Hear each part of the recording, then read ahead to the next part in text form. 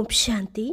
11 मई 2022 के ईश्वरीय महावाक्य। पहले सुनते हैं मुरली के मुख्य पॉइंट्स। बाबा ने कहा, तुम बच्चे जान गए हो कि सतयुग में तो हम ही होंगे, तो कितनी खुशी होनी चाहिए कि वह स्वर्ग का मालिक बनाने वाला, सर्व की सद्गति करने वाला बाबा आ गया है। लेकिन खुशी भी तब होगी जब यह निश्चय हो कि स्वयं भगवान हमको पढ़ाकर त्रिकालदर्शी बना रहे हैं। गीता का सच्चा सच्चा भगवान हमारा बाबा ही है। फिर बाबा ने कहा, तुम्हारे में कोई भी अवगुण नहीं होना चाहिए, पूरा गुणवान बनना है। कोई काम नहीं, कोई क्रोध नहीं और ना ही देह अहंकार हो। अपनी अवस्था बहुत परिपक्व बनानी है, कभी भी मुरझाइश आदि ना आए। सदा अतीन्द्रिय सुख में रहना है। भले ही यह अंत में होगा, लेकिन तुम पुरुषार्थ करते रहो। याद करने की ऐसी पक्की आदत डालनी है जो शरीर छोड़ने के समय आप पे ही बाबा की याद आवे, ऐसे नहीं कोई और याद दिलावे। तुम्हें बगैर किसी की मदद के बाप को याद करना है। पूरा लव होना चाहिए, तभी नंबर 1 पद प्राप्त कर सकेंगे। अल्फ और बे को याद करते रहो, याद में जिन्न बनो। अगर थक गए, बाप को याद नहीं किया तो माया कच्चा खा जाएगी। और लास्ट में बाबा ने कहा, अगर तुम यह सिमरन करते रहो कि हम गॉडली स्टूडेंट हैं, तो रोमांच खड़े हो जाएंगे। बाप तुम बच्चों को ज्ञान का गर्भ धारण करा रहे हैं, यह भूलना नहीं चाहिए। निरंतर दादे को याद करो। और अब सुनते हैं महावाक्यों को विस्तार से। का सार, मीठे बच्चे, तुम ही बहुत काल से बिछड़े हुए हो। तुमने ही पूरे 84 जन्मों का पार्ट बजाया। अब तुम्हें दुख के बंधन से सुख के संबंध में जाना है, तो अपार खुशी में रहो। प्रश्न, अपार खुशी किन बच्चों को सदा रह सकती है? उत्तर, जिन्हें निश्चय है कि बाबा हमें विश्व का मालिक बनाने आया है। दूसरा, हमारा सच्चा बाबा वही गीता का सच्चा सच्चा ज्ञान सुनाने आया है। तीसरा, हम आत्मा अब ईश्वर की गोद में बैठे हैं। हम आत्मा इस शरीर सहित बाप की बनी हूँ। चौथा, बाबा हमें भक्ति का फल सद्गति देने आया है। पांचवा, बाबा ने हमें त्रिकालदर्शी बनाया है। छठा निश्चय, भगवान ने हमें माँ बाप बनकर अडॉप्ट किया है। हम गॉडली स्टूडेंट हैं। जो इस स्मृति व निश्चय में रहते, उन्हें अपार खुशी रहती है। ओम शांति। बच्चों को निश्चय है कि हम आत्मा हैं, बाबा भगवान हमको पढ़ा रहा है, तो बच्चों को बहुत खुशी होनी चाहिए। सम्मुख आने से आत्मा समझती है कि बाबा आया हुआ है सबकी सद्गति करने। सर्व के सद्गति दाता, जीवन मुक्ति दाता वही है। बच्चे जानते हैं माया घड़ी घड़ी भुला देती है, परंतु यह तो समझते हैं ना, हम बाबा के सम्मुख बैठे हैं। निराकार बाबा इस रथ पर सवार है। जैसे मुसलमान लोग पटका घोड़े पर रखते हैं, कहेंगे इस घोड़े पर मोहम्मद की सवारी थी, निशानी रख देते हैं। यहाँ तो है निराकार बाबा की प्रवेशता। बच्चों को बहुत खुशी होनी चाहिए। स्वर्ग का मालिक बनाने वाला बाबा व विश्व का मालिक बनाने वाला बाबा आ गया है।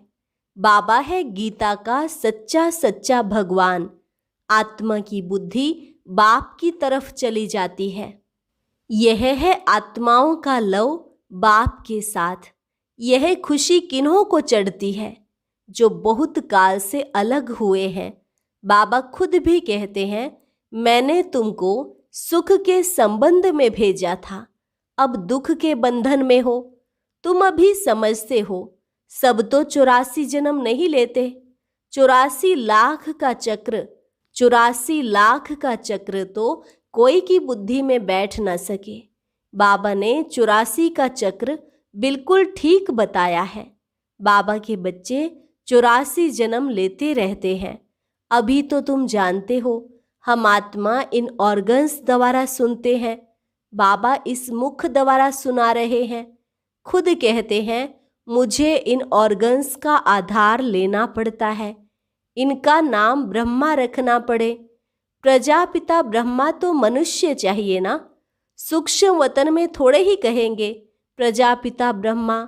स्थूल वतन में आकर कहते हैं, मैं इस ब्रह्मा तन में प्रवेश कर तुमको अडोप्ट करता हूँ। तुम जानते हो, हम आत्माएं ईश्वर की गोद में जाती हैं। शरीर बिगड़ तो गोद हो न सके। आत्मा कहती है, मैं शरीर द्वारा उनकी बनती हूँ। यह शरीर उसने लोन लिया है। यह जीव शरीर उनका नहीं है, परमात्मा ने इनमें प्रवेश किया है। तुम आत्मा भी शरीर में प्रवेश हुई हो ना। यह बाबा भी कहते हैं, मैं भी इसमें हूँ। कभी बच्चा बन जाता हूँ, कभी माँ भी बन जाता हूँ। जादूगर है ना। कई फिर इस खेल पाल को जादूगरी समझते हैं। दुनिया में झूठी रिद्धि सिद्धि का काम बहुत चलता है। कृष्ण भी बन जाते हैं। जिनका भाव कृष्ण में होगा तो उनको झट कृष्ण दिखाई पड़ेगा, उनको मान लेंगे, फिर उनके फॉलोअर्स भी बन जाएंगे। यहाँ तो सारी ज्ञान की बात है। पहले यह पक्का निश्चय चाहिए कि मैं आत्मा हूँ, और बाबा तो कहते हैं, मैं तुम्हारा बाप हूँ, तुम बच्चों को त्रिकालदर्शी बनाता हूँ। ऐसी नॉलेज कोई दे न सके। भक्ति मार्ग का जब अंत होता है तब बाप को आना पड़ता है। भल बहुतों को शिव के लिंग का अखंड ज्योति स्वरूप का साक्षात्कार होता है। जैसे जिसकी भावना होती है तो वह मैं पूरी करता हूँ, परंतु मेरे से कोई मिलता ही नहीं, मेरे को तो पहचानते ही नहीं है। अभी तो तुम समझते हो, बाबा भी बिंदी है, हम भी बिंदी हैं। हमारी आत्मा में यह नॉलेज है, तुम्हारी आत्मा में भी नॉलेज है। यह किसको मालूम नहीं है कि हम आत्मा परम धाम में रहने वाली हैं। जब तुम बाबा के सामने आकर बैठ जाते हो तो रोमांच खड़े हो जाते हैं। ओहो, शिव बाबा जो ज्ञान का सागर है, वह इसमें बैठ हमको पढ़ाते हैं। बाकी कृष्ण व गोपियों की तो बात ही नहीं है, न यहाँ न सतयुग में होंगे। वहाँ तो हर एक प्रिंस अपने महलों में रहते हैं। इन सब बातों को वही समझेंगे जो आकर बाप से वर्षा लेंगे, तो यह खुशी भी अंदर होनी चाहिए। कहते भी हैं, तुम मात पिता हम बालक तेरे, परंतु इसका भी अर्थ नहीं समझते हैं। पिता तो ठीक है, फिर माता किसको कहा जाता है? माता तो जरूर चाहिए। इस माता की कोई माता हो न सके। यह राज बड़ा समझने का है और बाप को याद करना है।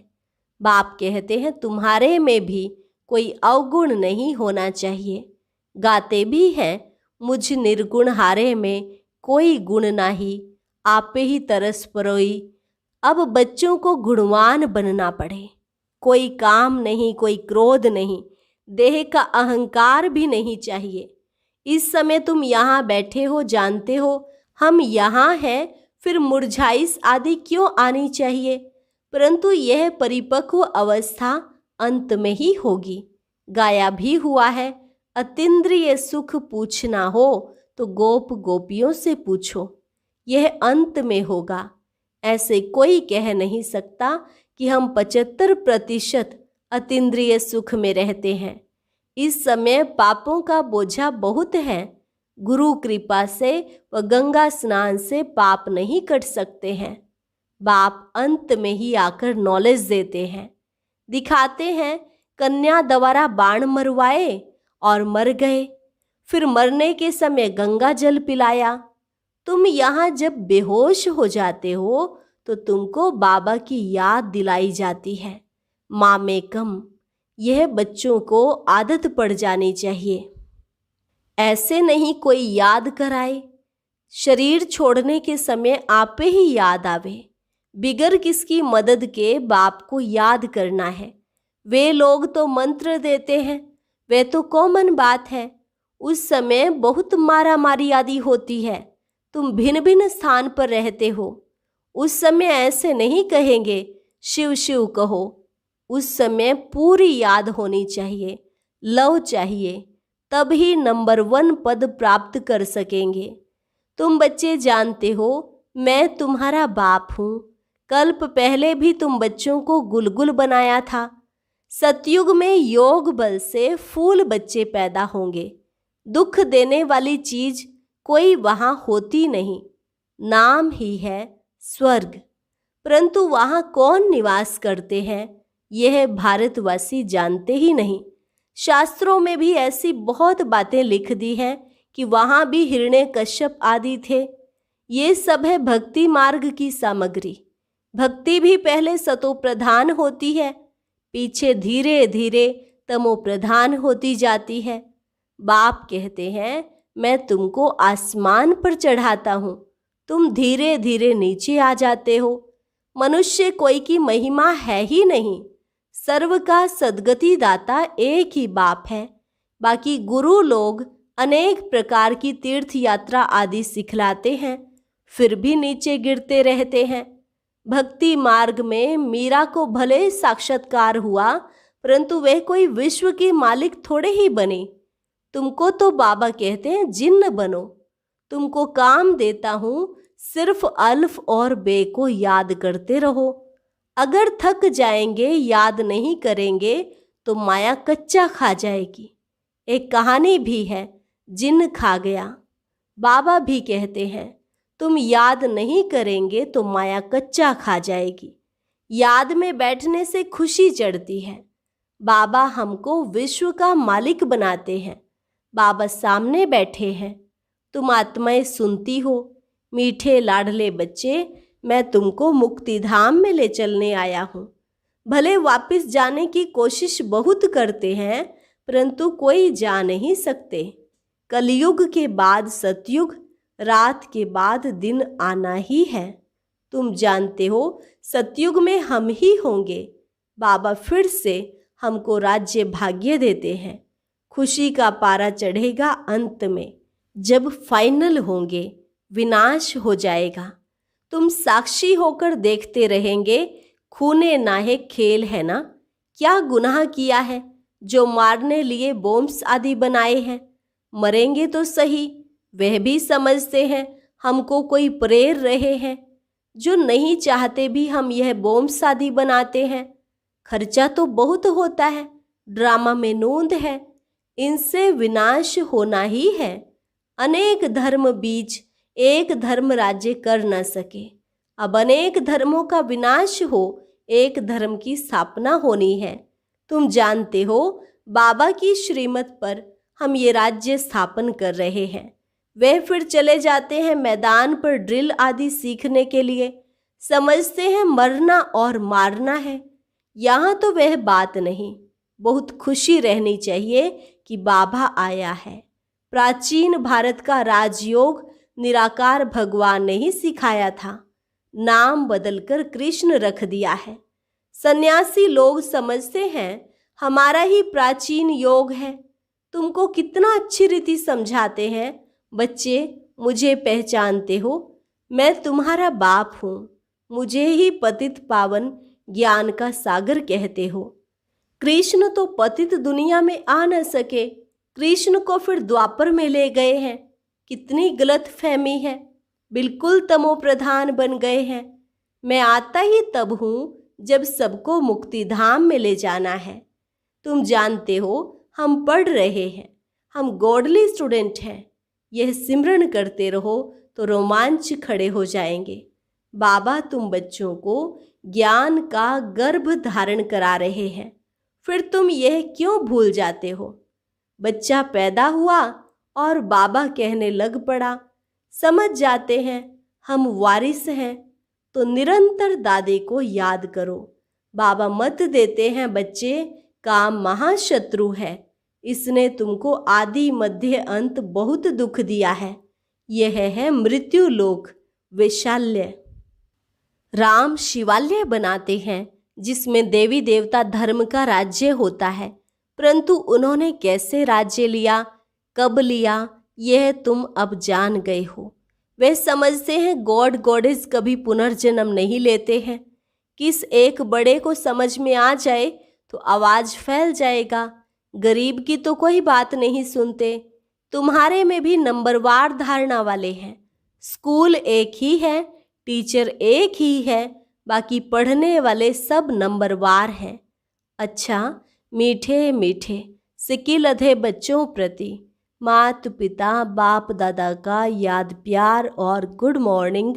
रूहानी मीठे मीठे सिकिल अधे बच्चों प्रति माता पिता बाप दादा का याद प्यार और गुड मॉर्निंग। रूहानी बाप की रूहानी बच्चों को नमस्ते। रूहानी बच्चों की रूहानी बाप दादा को नमस्ते नमस्ते, गुड मॉर्निंग।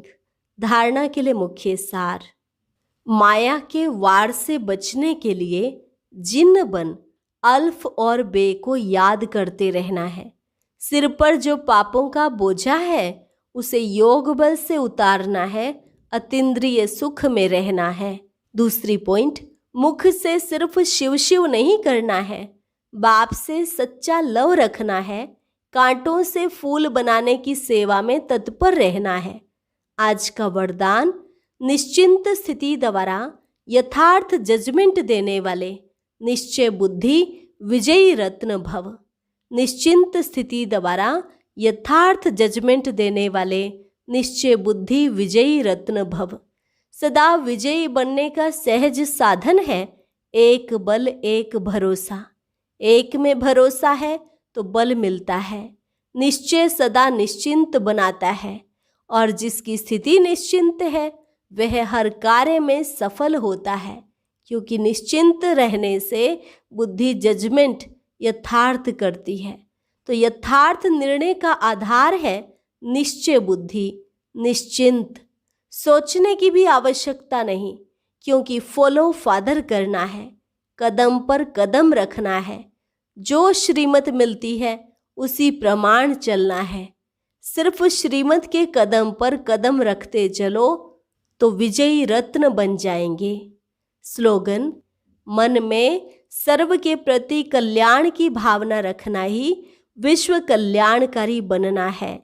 अभी है मातेश्वरी जी के अनमोल महावाक्य। इस संगम समय पर ईश्वरीय नॉलेज जो हमें मिल रही है, क्या यही नॉलेज फिर से सतयुग में मिलेगी? अब इस पर समझाया जाता है कि सतयुग में तो हम स्वयं ज्ञान स्वरूप हैं, देवताई प्रालब्ध भोग रहे हैं। वहाँ ज्ञान की लेन देन नहीं चलती। ज्ञान की जरूरत है अज्ञानियों को। सतयुग में तो सब ज्ञान स्वरूप हैं, वहाँ कोई अज्ञानी रहता ही नहीं जो ज्ञान देने की जरूरत रहे। इस समय हम सारे विराट ड्रामा के आदि मध्य अंत को जानते हैं। आदि में हम कौन थे, कहाँ से आए, और मध्य में कर्म बंधन में फंसे, फिर कैसे गिरे। अंत में हमको कर्म बंधन से अतीत हो कर्मातीत देवता बनना है। अभी जो पुरुषार्थ चल रहा है इससे हम भविष्य प्रालब्ध सतयुगी देवता बनते हैं। अगर वहाँ हमको यह मालूम होता कि हम देवताएं गिरेंगे तो यह ख्याल आने से खुशी गायब हो जाती। तो वहाँ गिरने की नॉलेज नहीं है, यह ख्यालात वहाँ नहीं रहते। हमको इस नॉलेज द्वारा अब मालूम पड़ा है कि हमको चढ़ना है और सुख की जीवन बनानी है। आधा कल्प अपनी प्रालब्ध भोग, फिर अपने आप को विस्मृत कर माया के वश होकर गिर जाते हैं। यह चढ़ना और गिरना अनादि बना बनाया खेल है। यह सारी नॉलेज अभी बुद्धि में है, यह सतयुग में नहीं रहती। अच्छा, ओम शांति। और अब सुनते हैं आज का अव्यक्त ज्ञान मोती। ये एक बहुत संस्कारितापूर्ण वीडियो है, जरूर देखें, कोई भी मिस ना करे।